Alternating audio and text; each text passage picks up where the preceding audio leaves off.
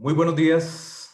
Bienvenidos a este webinar de Design Thinking, cómo reinventar mi negocio, dirigido por el profesor Francesco Pignani. Mi nombre es Daniel Fonseca y como director de Educación Ejecutiva, para mí es enorme orgullo dar la bienvenida a este webinar a los participantes y, por supuesto, al profesor Francesco Pignani. A nombre de la Universidad LIT y nuestro decano Fernando Campo, queremos nuevamente dar la bienvenida y comentarles rápidamente un breve resumen de nuestros inicios de la universidad para quienes no nos conocen. La universidad es una universidad autorizada por el CONESUB, es avalada también por el Ministerio de Educación Pública y tenemos un poco más de 4 años de fundada. En sus inicios, la universidad nació como una necesidad puntual de las empresas para que pudieran interactuar en un ecosistema, tanto los estudiantes como la universidad y las empresas. ¿Cómo hacemos que todo esto funcione en un ecosistema para dar la mejor formación académica a nuestros estudiantes? Tenemos bachilleratos, maestrías, en educación ejecutiva tenemos cursos cortos y tenemos también especialidades de excelente nivel. Durante el transcurso de esta mañana, gran parte de esta mañana, próximos 45 minutos a 1 hora, estaremos compartiendo un tema con el profesor Francesco, que es un tema realmente relevante, ¿verdad? Un tema coyuntural realmente, que nos beneficia y nos perjudica a todos si no sabemos utilizarlo respecto al impacto del COVID-19 en los negocios. Desde un punto de vista académico, científico, el profesor Francesco Pignani, a quien agradecemos estar por aquí hoy con nosotros, nos conversará de algunos aspectos que son realmente relevantes en el tema y cómo el Design Thinking puede ser una herramienta realmente para reinventar nuestro negocio. Les comento que el espacio de chat puede utilizarlo para comunicar sus preguntas que con gusto estaremos respondiendo. Esperemos que nos dé el tiempo al final para poder contestar todas y si no podemos contestar todas con el profesor, obviamente nosotros estaremos respondiendo luego por medio de correo electrónico sus consultas. Este espacio de preguntas las vamos a dejar prácticamente al final, donde estaremos dedicando unos minutos a responder las preguntas con muchísimo gusto. Muy importante indicarles y solicitarles la objetividad para responder una encuesta que haremos llegar al final a sus correos electrónicos, donde estaremos evaluando un poco el transcurrir del webinar y esto realmente a nosotros como universidad y como profesionales nos hace mucho crecer de cara a los retos que enfrentará la universidad en los próximos días. Antes de darle paso al profesor Francesco, quisiera conversar un poco de su biografía. Francesco es licenciado en Química de la Universidad de Costa Rica, completó sus estudios en Administración con un MBA de la National University de California y participó de varios cursos en el YMD en Luisiana, Suiza. Ha participado en cursos de entrenamiento de coaching, es un profesional certificado PDMA y Francesco es un profesor destacado con una larga trayectoria académica y en la universidad es un profesor destacado de estrategia empresarial y de design thinking. Entonces, sin más, agradecerles a todos su participación, agradecerle al profesor, darle el paso, profesor Francesco, bienvenido, profesor. Hola, buenos días. Gracias por participar a este webinar. Ya les tengo una primera pregunta, si están viendo mi pantalla en ese momento.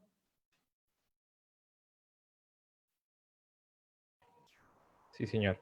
Ok, gracias. Bueno, hoy vamos a hablar de Design Thinking. Lo que ustedes están viendo es justamente un diseño que está en el libro de Tim Brown llamado Cambio por Diseño. Es un libro clásico del Design Thinking. Y Tim Brown es un poco el papá del Design Thinking junto con personal y profesores de la Universidad de Stanford. En ese dibujo que ustedes están viendo hay dos preguntas fundamentales. ¿Qué y quién? O cómo, más bien. Entonces, el qué es, ¿de qué sirve el Design Thinking? ¿Para qué se utiliza? Bueno, fundamentalmente se utiliza por tres cosas. Uno es para corregir problemas que uno pueda tener en su empresa. El segundo punto es para poder trabajar sobre mejoras que la empresa requiera. Y tercero, donde se le puede sacar mucho más el jugo, es inventar cosas nuevas o construir nuevas realidades que antes no existían.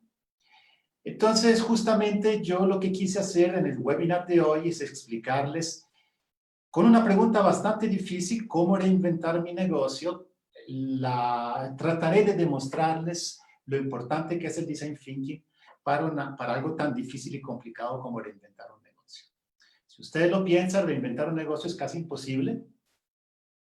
Y sin embargo, si utilizamos una buena metodología, puede ser que se logre. Y la parte de abajo es el cómo el Design Thinking logra generar o resolver esos problemas o generar ideas nuevas. Es porque es una herramienta fundamentada sobre todo sobre las personas, sobre el intercambio de ideas, sobre el cambio de opiniones, sobre utilizar muchas herramientas, vamos a ver algunas de ellas, que permiten generar cambios y soluciones diferentes. Bueno, entrando ya en el tema, ese es el índice de lo que vamos a ver hoy. Primero les voy a explicar por qué, cuáles son las razones por las cuales es difícil reinventar un negocio, o sea, qué es lo que hay detrás. Segundo, vamos a ver justamente qué es Design Thinking. Tercero, la metodología. Y para eso vamos a utilizar un ejemplo del sector de salud. Y finalmente, unas conclusiones rápidas y, bueno, y vuestras preguntas. Entonces, ¿por qué es difícil reinventar un negocio? Bueno, si yo quiero hacer cambios en mi negocio, tengo dos formas de hacerlo. O sea, la innovación se puede llevar por dos rutas diferentes entre ellas. Una ruta llamada la explotación. O sea, cuando yo hago cambios dentro de mi negocio en pequeños pasos. Por ejemplo, es clásico en los presupuestos del año siguiente de las empresas, y los que trabajan en empresas grandes o multinacionales lo saben muy bien. Cuando llega el CEO y dice, lo que quiero el próximo año es un 5% más en las ventas y quiero un 5% menos en los costos. Claro, ahora en época de coronavirus ese tema no aplica. Sin embargo, en el clásico desarrollo de las empresas, ese tipo de criterios era muy seguido. ¿Por qué? Porque no sale uno de su zona de confort. La cultura de empresa normalmente es eso. Siempre se habla a los funcionarios de la empresa, mire, tienen que cuidar los costos de la empresa, tienen que estar atentos a cualquier cambio. Sin embargo, siempre existía una filosofía de riesgo bajo. Entonces, el concepto de explotación es ir explotando la empresa de tal manera de que sea ella cada vez más eficiente, que el motor de la empresa funcione cada vez mejor, con pequeños pasos, sin muchos sobresaltos. Lógicamente, la innovación que podemos lograr de ese tipo de procesos es bastante limitada. Por lo tanto, existe la llamada exploración, que es la segunda forma de lograr innovación. ¿Qué sería hacer, como puse ahí, nuevos retos? Hacer cambios radicales dentro de una empresa, por supuesto, genera incertidumbre, rupturas, incomodidad, rechazo. Es altamente arriesgado y es por eso que la mayoría de las empresas no lo hacen. Claro, alguien que está creando una empresa de cero, pues lógicamente se lanza a una exploración porque no tiene ningún parámetro detrás de ella. Pero cuando existe una cultura de empresa es muy difícil hacer una exploración. Sin embargo, hoy en día es obligatorio hacerlo con el coronavirus. Más tarde volvemos a hablar de ese tema ya específico. ¿Qué es lo que dice la literatura? Bueno, la literatura, aquí le quiero citar un profesor de Harvard, un hindú, Govinda Rayam. El nombre de él no lo logro pronunciar, pero ahí está escrito. Desde hace décadas, él escribe libros sobre el tema de hacer innovaciones dentro de las empresas grandes. Y finalmente, lo que él dijo en su primer libro, Del otro lado de la innovación, que es como del 2005, si no me equivoco, es, mire, dentro de una empresa grande o una empresa de medio tamaño, haga equipos dedicados y separados. Porque si no, no va a lograr ninguna innovación. El libro que ven a la derecha, La solución de 3 cajas, es un libro que escribió en el 2016 y que editó de nuevo y acaba de salir, salió hace un mes. Es un libro de Harvard también. Él propone un concepto un poco diferente en lo que es innovación y estrategia. Ese libro es muy interesante porque comienza hablando de la historia del New York Times. O sea, en el 1995 el New York Times decidió abrir su sección web y los conflictos fueron tan brutales dentro de la sección impresa del periódico, los periodistas, los editores, toda la parte de publicidad, etcétera, etcétera, etcétera, que simplemente terminaron abriendo o manejando la oficina de la página en líneas del periódico en un lugar, en un edificio totalmente separado a 10 cuadras de donde estaba el New York Times. Eso demuestra la dificultad que existe en hacer cosas diferentes cuando el objetivo es el mismo, los clientes son los mismos. Es un libro muy agradable de leer, es un libro lleno de metodologías y de herramientas para realmente lograr las cosas. Y simplemente lo que él dice es que la primera caja me tengo que fijar en mi negocio raíz, mi negocio, lo que dicen el cash cow, o sea, el negocio que trae la plata, que es seguro, es firme y es sólido. En la segunda caja yo tengo que poner los negocios que necesitan que me olvide del pasado. O sea, ¿cuántos, si ustedes los piensan en vuestro negocio, en el día a día, cuántos negocios ustedes tienen, o qué porcentaje del negocio vuestro pertenece al pasado y lo vienen arrastrando con todas sus ventajas y todos sus defectos? Entonces, Govinda Rayam lo que hace es, dice, mire, traten de quitar los defectos y van a ver cómo van a tener un negocio diferente. Y finalmente, en su tercera caja sería la innovación, serían las cosas totalmente nuevas y las cosas que no caben en las otras 2 cajas. Es un libro de estrategia muy, muy interesante y como tiene un link muy bueno con innovación, pues vale la pena traerlo aquí a colación para que ustedes sepan o conozcan. Muy bien. ¿Qué sucede en las empresas?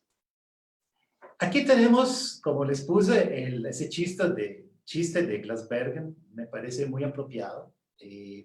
¿Cuántas veces ustedes han escuchado a un jefe, el dueño de la empresa, un director, una persona de alto cargo decir, piense diferente, tráigame cosas nuevas, siempre y cuando no sean diferentes de las mías? O sea, tenemos que reconocer, no sé cuántos de ustedes se sienten identificados con ese chiste. Sin embargo, el problema que existe en las empresas es que la persona experta, la persona que dirige, que ha construido un negocio durante muchos años, es muy difícil que cambie. ¿Por qué? Porque él se siente seguro, esa persona se siente segura. Tiene todo dominado, conoce el mercado, conoce los clientes, conoce su estructura, conoce la cultura de su gente, y tráigale un cambio radical y va a decir, no me tiro. Prefiero, ¿se acuerdan? La explotación, o sea, sacarle más eficiencia, más aprovecho al negocio. En el término económico, pues, ¿cuántas veces algún proyecto nuevo en vuestras empresas ha sido bloqueado por el Departamento de Finanzas? Muchas, ¿verdad? Por lo menos un 50-60%. ¿Por qué? Porque el Departamento de Finanzas también tiene sus paradigmas, tiene su zona de confort, y cuando le piden un 5% del presupuesto del año siguiente para hacer un experimento loco en el mercado, les garantizo que le van a decir que no. Y es exactamente en ese punto donde aparece el design thinking. ¿Por qué? Porque nadie que tenga el poder en la mano en una empresa va a querer hacer cambio, a menos que lo logren convencer. ¿De acuerdo? ¿Qué sucede entonces con el Design Thinking? El Design Thinking es una metodología que utiliza o hace participar muchas personas dentro de un proceso de innovación y de cambio. Y por lo tanto es la única manera de convencer a una persona importante. Como dicen los americanos, la opinión de la persona dentro de una reunión, la opinión de la persona que tiene el mayor salario es una opinión muy fuerte. Esto es un clásico de la administración y es muy cierto.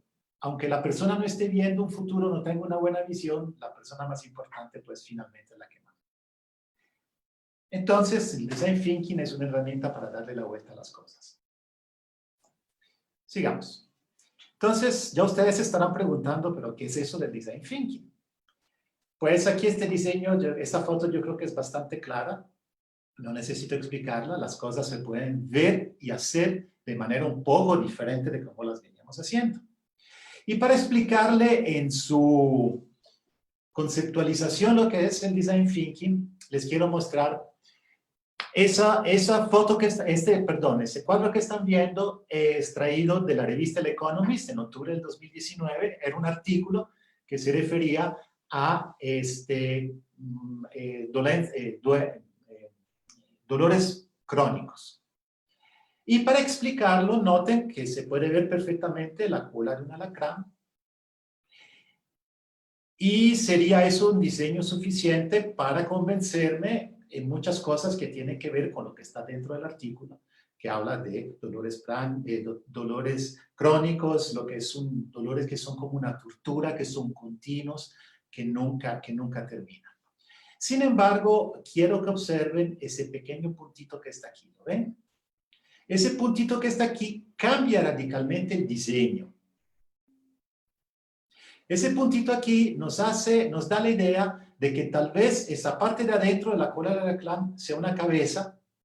Aquí está la nariz, aquí está la boca abierta, aquí está el cuello de la persona. Entonces, adquiere un doble sentido ese diseño, muy diferente de una simple cola de un alacrán. Lo que quiero resaltar es que con un simple puntito nosotros le damos un significado totalmente diferente a las cosas. Y esa es la conceptualización de Design Thinking. Esa es la manera con que el Design Thinking se transforma en una metodología poderosísima para lograr cambios. Bien. Richard Ogle en el 2007 escribió ese libro, uno de mis libros favoritos de innovación, porque él habla de 3 palabras que son necesarias para crear: imaginación, intuición y perspicacia. Bueno, imaginación no hay que explicarla mucho. Ustedes de niños, todos nosotros de niños, jugando en el patio de la casa, al ver un árbol, ese árbol se transformaba en una nave espacial o se transformaba en un galeón para cruzar el Caribe o qué sé yo. La imaginación de los niños es increíblemente creativa y nuestra sociedad, nuestra cultura, pues la va matando con el tiempo. Hay un estudio muy interesante, que no me acuerdo ahora si es de Stanford o de dónde, que explica que hay un cuestionario para saber si una persona es un genio o si una persona tiene capacidad de hacer cosas geniales y novedosas. Entonces, si se hace ese examen a personas que están entre 20 y 50 años, el 1 o el 2% logran calificar bien en este examen como para que sean personas muy creativas. Si ese examen se hace entre gente entre 10 y 20 años de edad, el porcentaje ya sube de 1 o 2%, sube a 10, 15%. Si se hace en niños entre 5 y 10 años, ya subimos al 40%. Y si se hace a niños de entre 3 y los 5 años, el 90% de esos niños tienen capacidad para ser genios, según ese examen que le hacen. Es muy interesante. Entonces la imaginación nosotros pues la vamos matando, la vamos escondiendo debajo de la alfombra y es una lástima, y de ahí donde está la conceptualización del Design Thinking. El Design Thinking nos permite volver a sacar esos conceptos. La intuición pues la tenemos, esa no muere tan tan rápido al crecer, la intuición es la característica que nos permite saber lo que va a suceder. Entonces, un niño de 18 años que quiere salir de noche, que tiene que pedir permiso a los padres, bueno, de 15 años tiene que pedirle permiso a los padres, y él ya sabrá perfectamente por su intuición de qué manera pedir ese permiso. Si es a la mamá, si es al papá, hasta qué hora, qué hago, qué no hago. Entonces, la intuición, conforme nosotros crecemos, nos va a decir dónde están los límites y qué es lo que tenemos que hacer para lograr nuestros objetivos. Lo que sucede es que conforme crecemos con la edad, somos cada vez más prudentes, cada vez tomamos menos riesgos y por lo tanto nuestra intuición también viene disminuyendo. La perspicacia, en cambio, crece con la edad, crece con la experiencia. Los expertos son personas muy perspicaces porque saben tomar situaciones de diferentes lugares y poderlas trabajar en conjunto y poder ahí sacar nuevas aristas y nuevas conceptualizaciones en una idea que se quiera desarrollar. Entonces notamos como estas tres palabras claves, y las vamos a ver más adelante, son fundamentales para poder crear. Si ustedes quieren una definición de Design Thinking bien estructurada, aquí la escribo completa para que la puedan leer. Y resume un poco cuáles son los resultados del Design Thinking. Entonces, no se trata de diseñar con papel y lápiz, aunque es parte del proceso es diseñar con papel y lápiz. Se trata de materializar deseos, a veces desconocidos, como decía Stephen Jobs, ¿para qué voy a hacer un focus group si las personas que están en ese focus group ni siquiera se imaginan lo que yo les voy a entregar? Entonces, los deseos a veces desconocidos es un aspecto muy importante del Design Thinking. Que tengan sentido económico, que sean coherentes con una propuesta de valor realizable por la empresa. O sea, el Design Thinking se aplica en las empresas. El Design Thinking no se utiliza para hacer una escultura, para hacer un cuadro, aunque se podría. El Design Thinking está construido para las empresas, para lograr resultados en las empresas. Bien. Entonces, el ejemplo que les traigo es el sector salud. ¿Qué sucede si me enfermo? Bueno, si yo hoy me enfermo, aquí en Costa Rica, tenemos en principio dos alternativas básicas. Una es ir a hacer fila a las 5 de la mañana en el EVAIS, ¿verdad?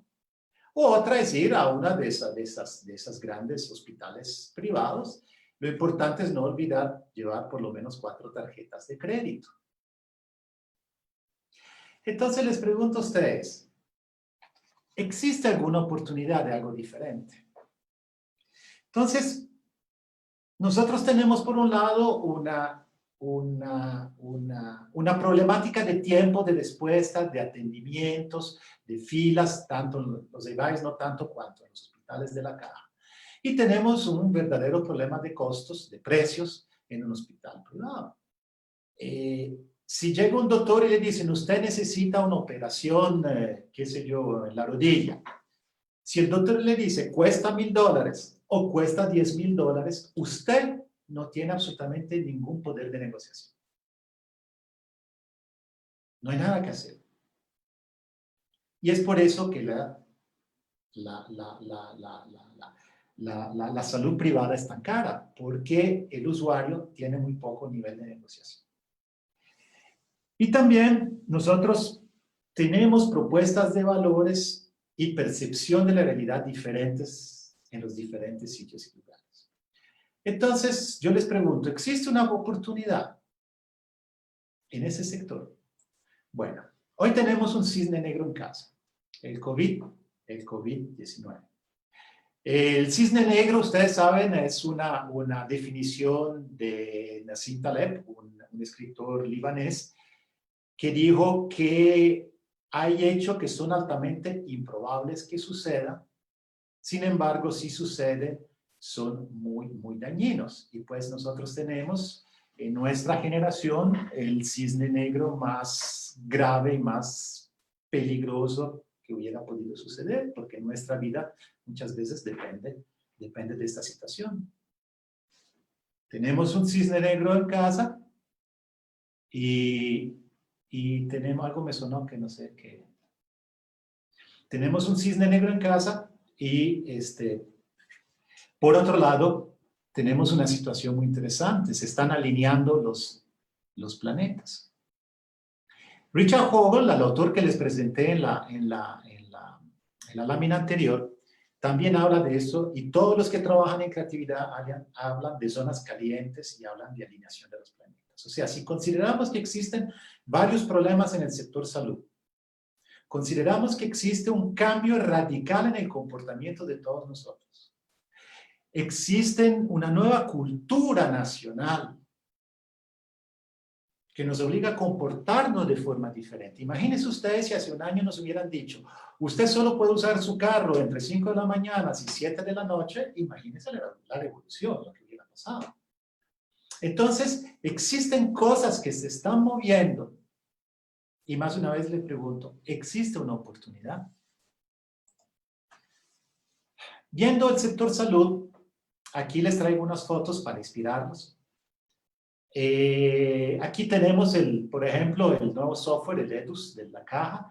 Aquí Movistar el domingo lanzó este programa que está aquí, Asistencia de Salud, que usted paga. No sé en detalles cómo funciona, pero me imagino que si usted se siente mal, pues llama y le avisa. Hay varias en el país, hay laboratorios, hay para sacar muestras, hay farmacias, hay clínicas de diferentes tamaños. Está, por ejemplo, Emergencias Médicas, que presta un servicio muy interesante. O sea, hay cosas que se están moviendo. Hay cosas que se están moviendo. Entonces, las personas dedicadas al sector salud tienen que pensar si en este momento ellos pueden hacer una explotación de su negocio, o sea, definir, por ejemplo, cuánto van a cobrar por los análisis de COVID-19. Según lo que está sucediendo en todos los países del mundo, un país del tamaño de Costa Rica requeriría por lo menos unas 2.000 pruebas por día para poder controlar de cierta manera la expansión del virus, ¿verdad? Entonces, mucha gente se estará preguntando, ¿qué le hago yo? ¿Qué cambiecitos le hago yo a mi negocio para poder seguir adelante? Y si uno le pregunta, pero usted está en ese negocio de la salud, ¿y por qué no hace una exploración? ¿Por qué no hace algo radicalmente diferente? Y esa persona le va a contestar, porque las metodologías de salud tienen miles de años de funcionar y yo no quiero cambiar eso, o no puedo cambiar eso, o no sé cambiar esto. Entonces veamos cómo el Design Thinking podría ayudar. Entonces, primero que todo tenemos que construir una pregunta para que el Design Thinking tenga un objetivo. Entonces, considerando el sector salud, ¿cómo puedo transformar una necesidad en un deseo? El gran truco del Design Thinking es generar deseos. O sea, pensar en el cliente. ¿Cómo hago yo para que el cliente desee venir a mi negocio? Una forma de hacerlo, a mí se me ocurre, por favor, es 100% criticable si ustedes quieren, y estamos usando un ejemplo del sector salud, lo podríamos usar en restaurante, lo podríamos usar en cualquier negocio que ustedes tengan, aplica la misma conceptualización, ¿no? Yo estoy usando el sector salud justamente como ejemplo. No es que yo sea un médico, ni mucho menos. Pero a mí me suena que si yo digo una interacción agradable que me permita resolver mi problema de salud, ya eso sería en contraste directo de lo que sucede hoy en el sector salud. La sola palabra agradable me cambia las cosas totalmente y me permite buscarle un ángulo diferente al que tengo o al que estoy acostumbrado desde hace unos 5, 10, 20, 50 años.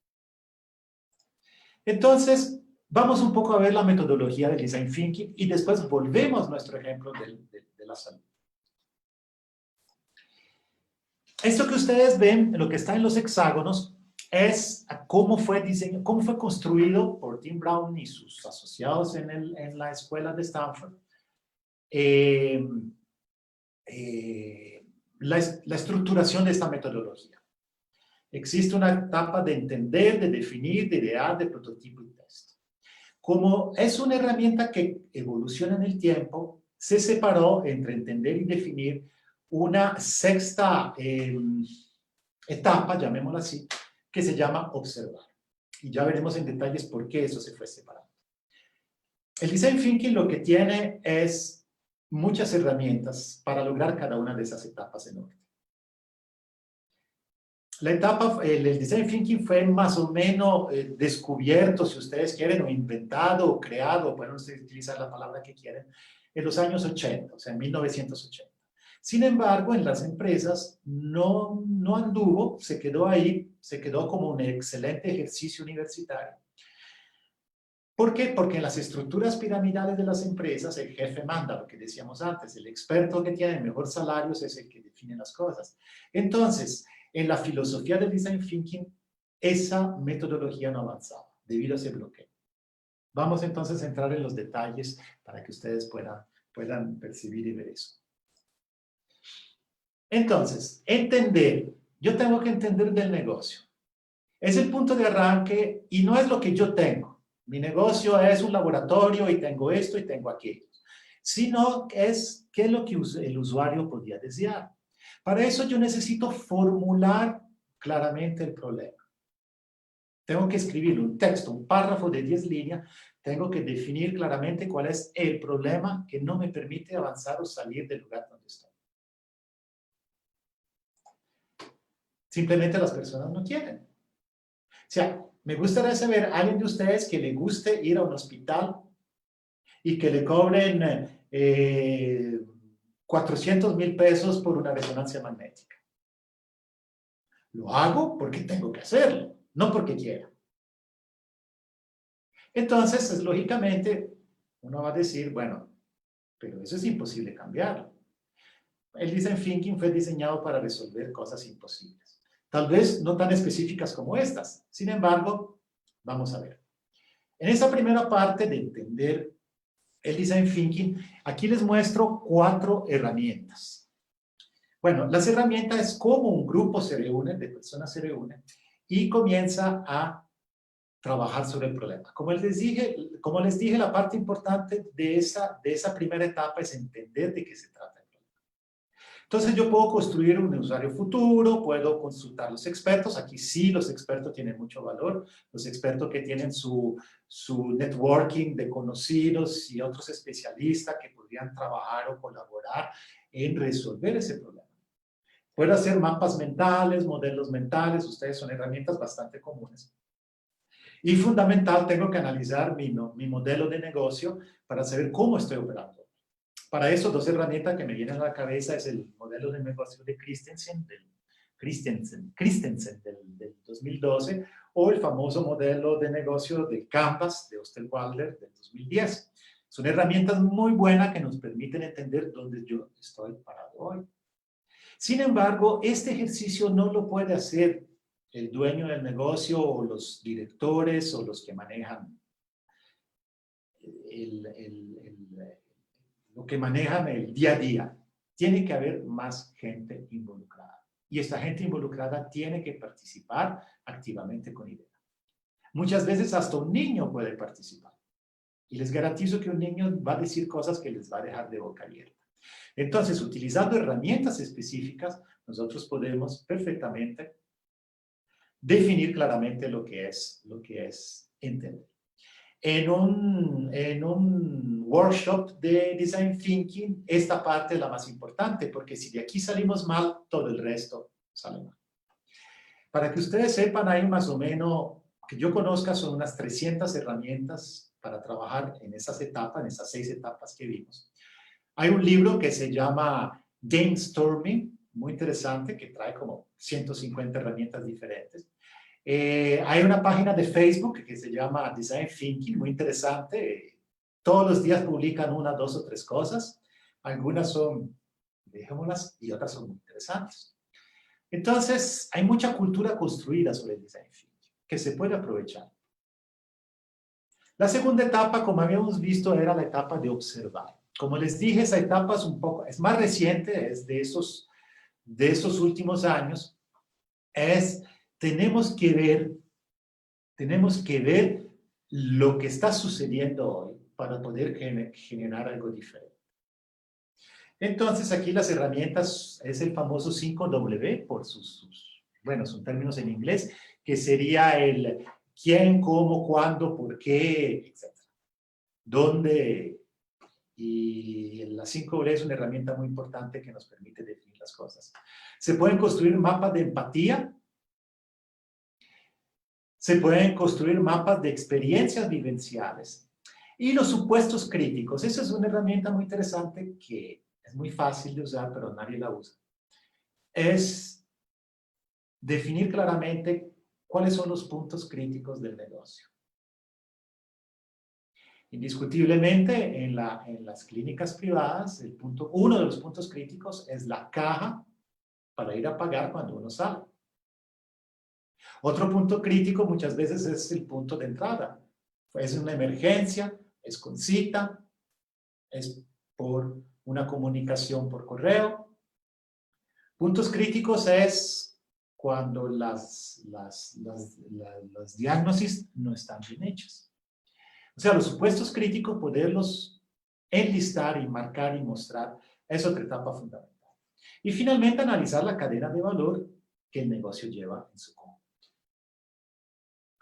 La tercera parte es definir el punto de vista.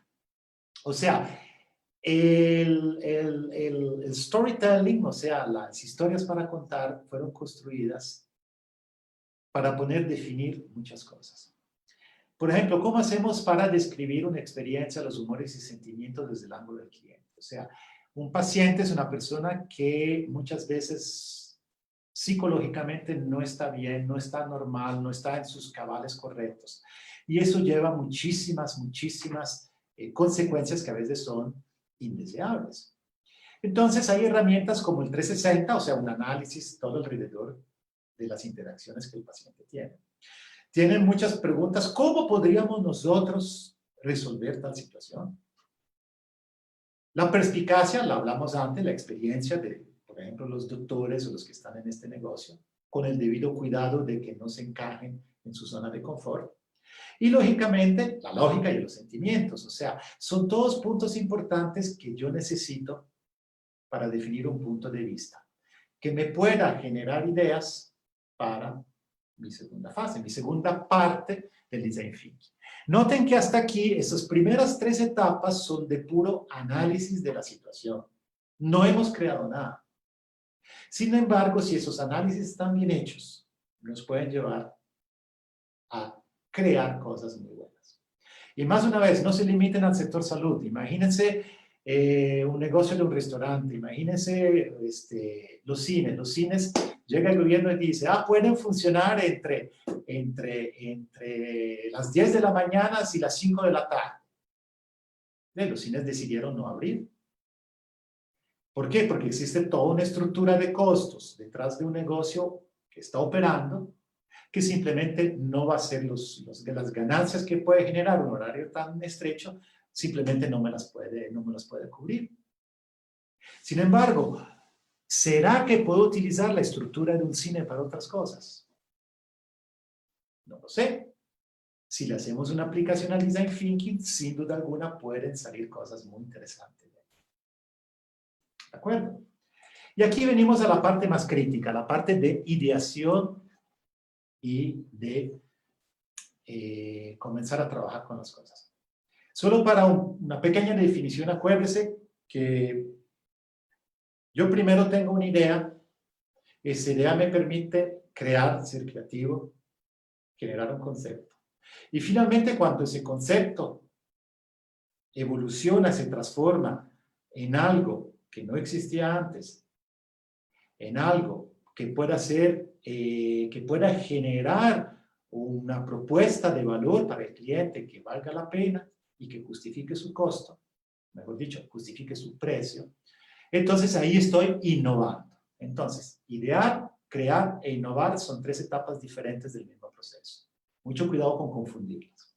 Entonces, en la fase de ideación, como les decía antes, si yo no tengo todo lo anterior hecho, que se puede llevar días y días, puede involucrar muchas personas, expertos, no expertos, amigos, conocidos, familiares.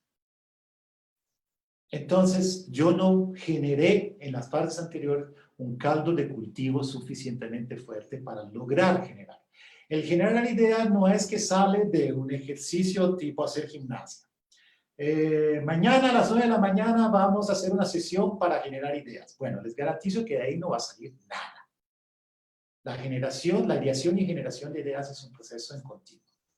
Y es muy probable que las ideas no van a salir de esa etapa 4. O salen antes o salen 2, 3, 4 días después. Para los que hacen deportes, saben perfectamente de que las ideas ocurren mientras uno está haciendo deporte. O cuando uno se está duchando en la mañana. Pero esa idea nunca nace sola. Una idea siempre viene de algo anterior, que simplemente va evolucionando y va mejorando. Entonces, esa parte de ideación es una parte muy importante. Aquí entran los creativos, los que hacen marketing son fanáticos de esta fase, aunque no les gustan las anteriores. Y hay miles de herramientas. Aquí menciono algunas, las más famosas, el famosísimo brainstorming con los post-it.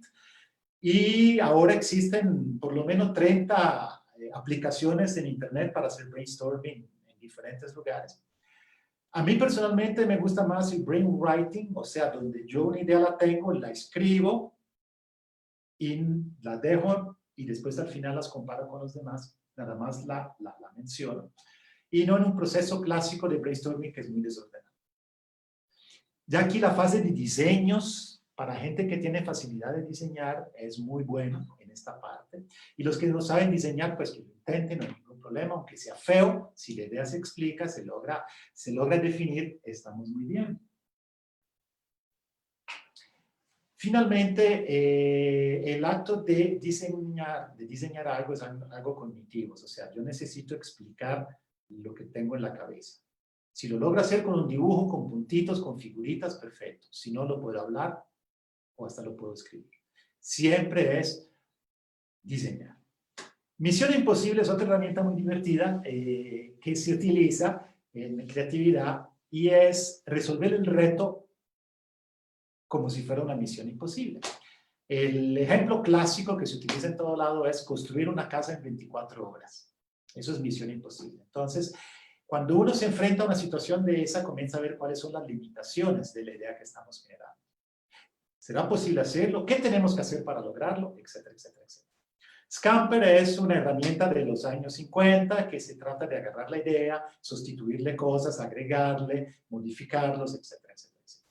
Y divergente, emergente y convergente es el clásico proceso de ideación, el clásico proceso en que yo genero ideas a lo loco, sin hacer críticas.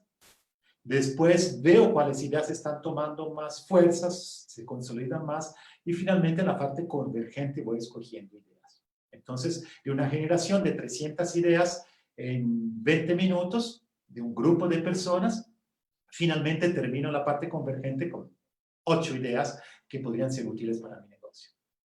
Más una vez, repito, aunque sea necio, eso no se genera de cero, se requieren las 3 etapas anteriores. Y eso puede aplicar a un negocio tan difícil como, a un reto tan difícil como puede ser inventar mi propio negocio, o puede aplicar, como les decía al inicio, en un problema que tengo que resolver en la empresa. Bien. La cuarta etapa son los prototipos. Construir los escenarios simulados e interaccionarlos inmediatamente con los usuarios potenciales. Bueno, los prototipos lo que tienen que tener varias características. Primero, que sean fáciles de construir, rápidos, económicos, que no me hagan perder tiempo. El Lego es la mejor herramienta que existe para eso.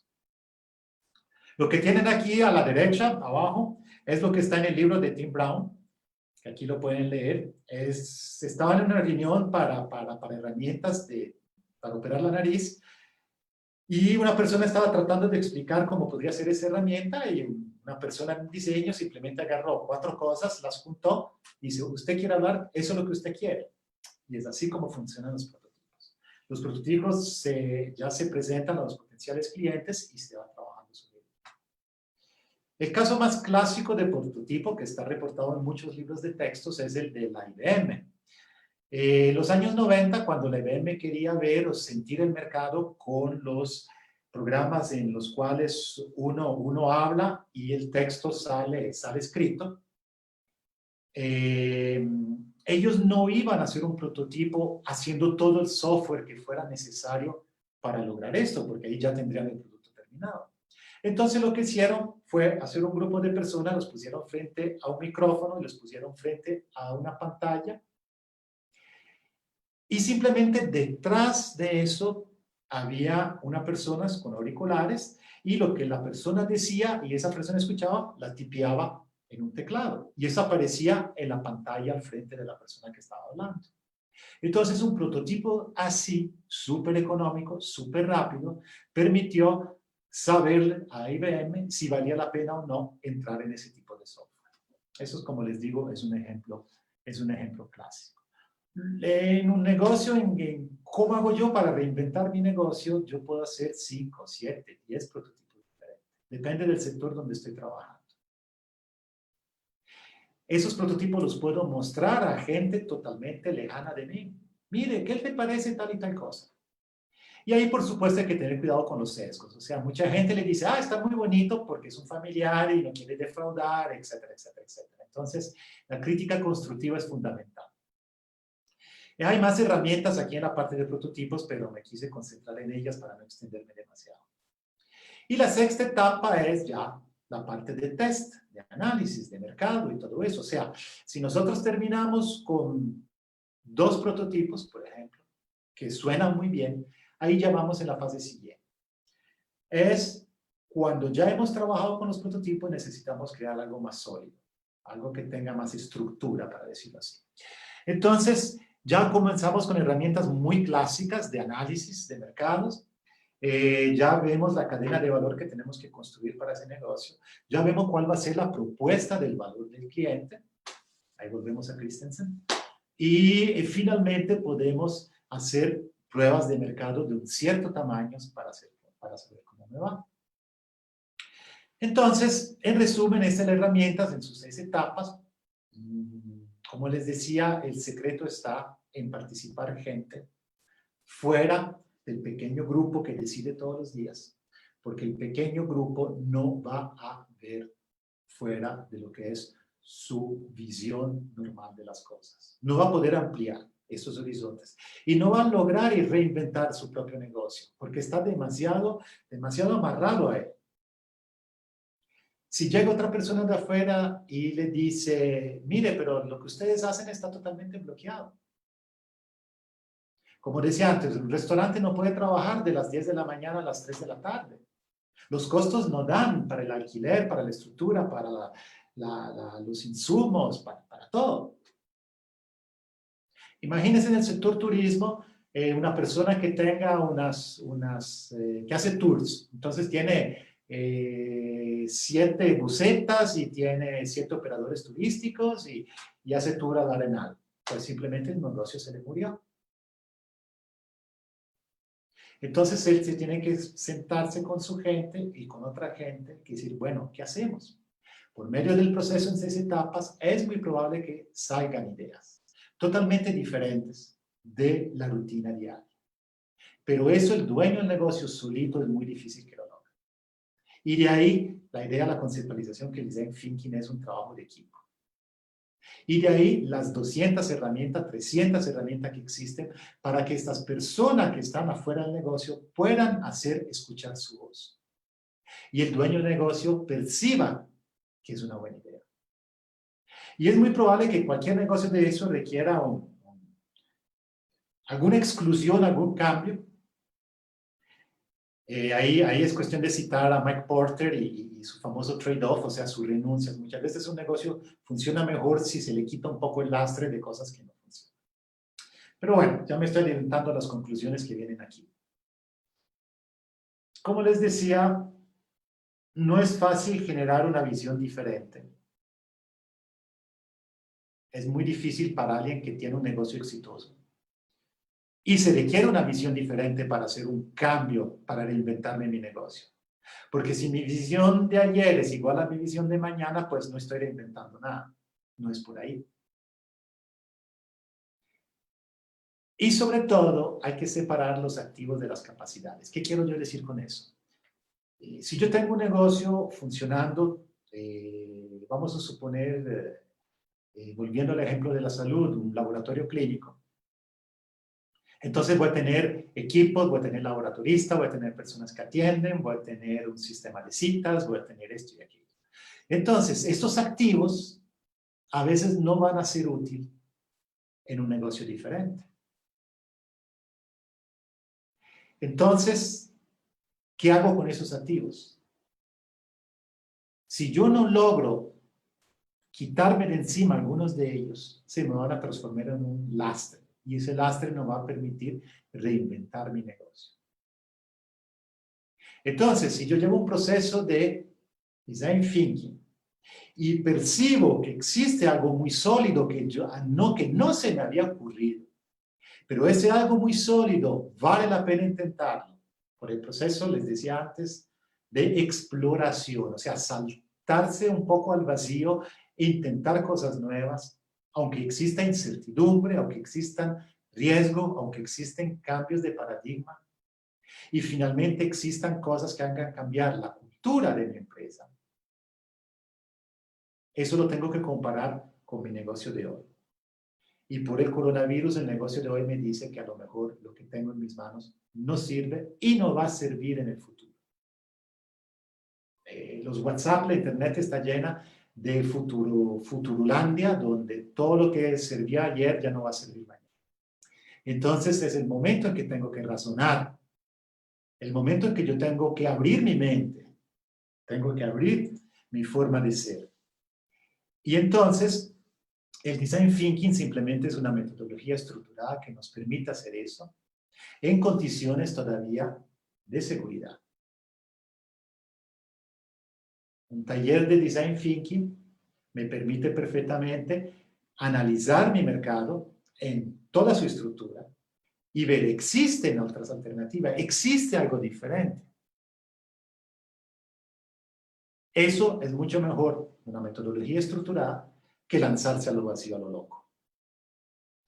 Y como ya les dije varias veces, la época actual, pues, como dicen, épocas de crisis es cuando hay que reinventarse, cuando hay que tomar riesgo, cuando hay que hacer cosas diferentes.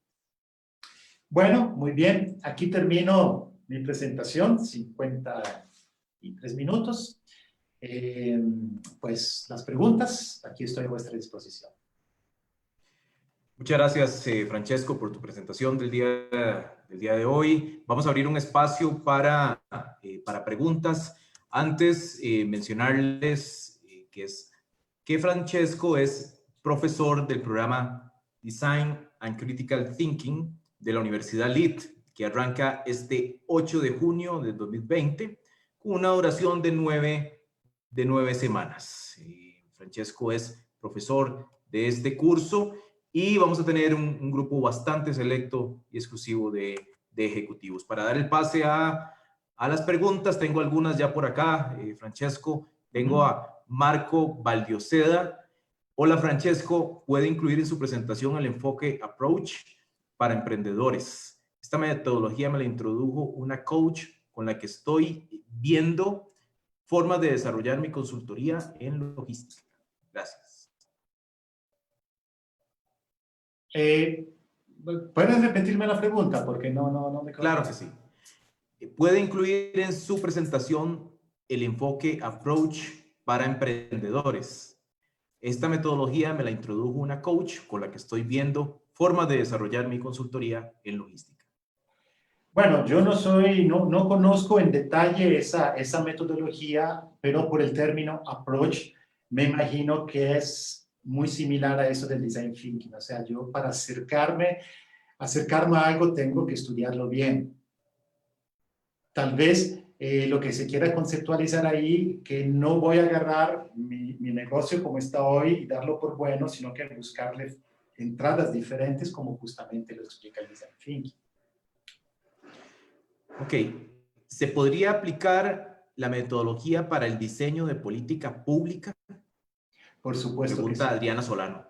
Por supuesto que sí. El sector público, sin duda alguna, es el más necesitado de Design Thinking, porque desafortunadamente el sector público no siempre ve al cliente como el objetivo principal. Entonces, el sector público a veces genera muchos anticuerpos entre la población, justamente por esa falta de visión hacia el cliente que requiere los servicios importantísimos del sector público. Entonces, el Design Thinking permite en ambientes, como les decía, de prueba totalmente, de ensayo totalmente, analizar situaciones y poder mejorar muchísimo los procedimientos y las cosas. Por supuesto que sí. Ok, por acá nos dice Andrés Morales. Estoy trabajando en una propuesta de negocio de venta de productos agrícolas, en la que estoy solo llenando etapas de planeamiento. Para utilizar Design Thinking, ¿qué tan valioso será incorporar miembros al equipo de manera temporal solo para implementar la metodología? ¿Cómo los atraigo? Sí, justamente esa es la característica que mencioné varias veces durante durante mi presentación. Uno solito no va a poder inventar nada.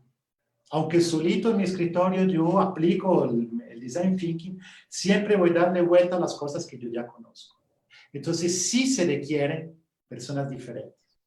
En este caso específico de lo que es agricultura, sería muy interesante introducir o traer gente, por ejemplo, de las ferias agrícolas, de la feria del agricultor, una persona, dos personas, que tengan esa vivencia. Se pueden traer amas de casa, se pueden traer alguien que esté en el negocio de lo que es agricultura. Se pueden traer varias personas para que puedan juntos construir alternativas diferentes. ¿Quién, cómo, cuándo? Bueno, no es, en ese momento habría que verlo, habría que estudiarlo. ¿Y cómo traerlas? Bueno, hay muchas formas de traerlas. Se le puede pagar por hora o tal vez simplemente se les puede enamorar del proyecto y eso sería lo mejor porque una persona que se enamora de un proyecto, entonces lo va a vivir mucho más y va a poder aportar con mucha más honestidad las cosas. Entonces, la herramienta afortunadamente es suficientemente, aspas, sexy como para atraer gente de afuera que colabore con uno. Nos pregunta Catherine Gutiérrez. Buenos días a todos y todas. Agradecería saber, puedan repetir la literatura que mencionó en la presentación, profesor. Sí, la puedo hacer por escrito. Primero que todo, el libro de Tim Brown, Cambio por Diseño, fue escrito en el año 2000 y algo. Como les dije, Tim Brown es el papá un poco del Design Thinking. Él es el CEO de la empresa IDEO, que es una empresa que construye innovación en muchas empresas muy famosas a nivel mundial, una empresa que ya vale billones de dólares. Y ese libro, Change by Design, es un poco el fundamento de todo esto. No es un libro de herramientas, es un libro más filosófico. El segundo libro, los otros dos libros que mencioné de Govind Dharayan son libros que están en la presentación, ahí los pueden ver, el título, la solución de 3 cajas, la versión 2020, que permite, es una lectura muy interesante si alguien quiere hacer cambios, como les decía. Y el tercer libro que mencioné es Game Storming, o sea, sería lluvia de juegos. Es un libro que está en Amazon y también ayuda, pero ese libro es para quien ya trabaja el Design Thinking. Y para alguien que nunca ha utilizado herramientas, les cuento que es un poquito espeso, en el sentido que muchas herramientas hay que conocerlas un poco a fondo para poderlas trabajar bien. Para los que trabajamos en estas cosas, el sentir una herramienta, sentir el grupo mientras la está aplicando es fundamental. Muchas veces sucede que estamos trabajando con una herramienta y a los 10 minutos hay que decir, paren, corten aquí esa herramienta no está funcionando, quitémosla y utilicemos esta otra. Entonces lo que quiero decirles es que hay que tener cuidado con las herramientas, no se pueden usar a lo loco. Si alguien va a utilizar una herramienta en su propia empresa, lo que tiene que hacer es decirle a todos los que utilizan la herramienta, mire, no sé cómo va a funcionar, intentémoslo. Pero hay que estar listo y hay que saber que algunas herramientas no funcionan. No es que la herramienta sea mala, simplemente que no se están adaptando a la cultura del momento. Ok, por acá Francesco nos dice Joaquín Ruiz. Saludos, ¿puedes repetir la información relacionada a la capacitación? Francesco, te doy la palabra. No sé si quieres conversar un poquito de qué va a tratar el curso de Design Thinking tuyo en la universidad, que arranca este 8 de junio. Sí, gracias. El curso son 9 sesiones de 3 horas cada una a las 6 de la tarde. Déjenme ver, es que no me acuerdo si es martes o qué día es. Bueno, el 8 de junio es lunes. Los lunes. Entonces, lo que vamos a hacer es justamente la aplicación de la herramienta que les mostré hoy. Dependiendo del grupo de la gente que esté, o utilizamos uno o dos temas que ustedes mismos traigan a la mesa a la clase. Si esos temas interesan, tal vez separamos las clases en 2 grupos para que trabajen en 2 temas totalmente diferentes. Lo que vamos viendo es la evolución de cada uno de ellos. O si no, yo mismo escogería un tema para que lo desarrollemos entre todos y podamos aplicar las herramientas. Los que les va a quedar del curso es justamente la aplicación práctica, 100% real, de alguna de las herramientas. Yo soy medio bibliográfico en mi forma de dar clases, entonces yo siempre en un curso recomiendo por lo menos unos 10, 15 libros y unos 20 artículos, 25 artículos de la literatura, que es la base teórica con la cual trabajo. Y eso siempre está a disposición de los estudiantes. Entonces, el curso no es nada más hacer un ejemplito a ver qué pasa, el curso tiene unos fundamentos teóricos muy sólidos. Creatividad, vamos a comenzar hablando de Osborne, pasamos por De Bono y pasamos por todas las prácticas que utilizan los estadounidenses y los europeos y la diferenciación entre ellos. Y son análisis muy interesantes porque nos permiten entender cómo funciona nuestra mente. Y también aprovecho el comercial para otro curso que va a comenzar siempre con Lolit el 28 de mayo, que se llama Toma de Decisiones.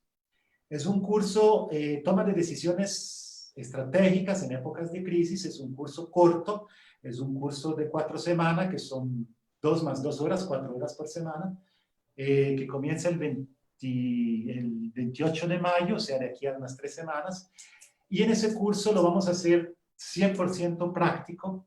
Es un curso donde vamos a aprender a tomar decisiones relevantes. Tomar decisiones simples, pues no es fácil hacerlo. Tomar decisiones pesadas es muy difícil y requiere de una metodología diferente.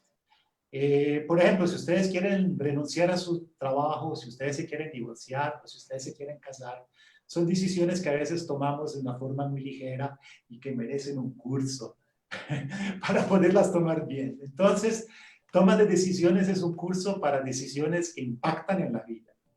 Hay un webinar que yo di hace aproximadamente, no me acuerdo, 3 semanas, que está disponible en el sitio de la ULIT, donde describo ese curso con mucho más detalles. Entonces, gracias por la oportunidad de hacer los 2 comerciales, los 2 cursos que voy a impartir. Bueno, muchas gracias a todos por su participación. Gracias al profesor Francesco. Estamos pasados más bien 4 minutos de lo que teníamos previsto, pero realmente ha sido bastante valioso y nos llevamos algunas herramientas importantes a aplicar. Los invitamos a profundizar un poco más este 8 de junio en el programa del profesor Francesco y en el programa de toma de decisiones del profesor Francesco también.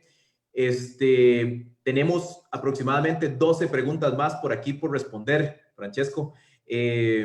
Entonces, vamos a tomarnos la tarea de hacerles llegar nuestra respuesta de parte del profesor vía correo electrónico. Entonces, muchísimas gracias a todos por su participación y que tengan un excelente día. Muchas gracias. Hasta luego. Gracias a ustedes.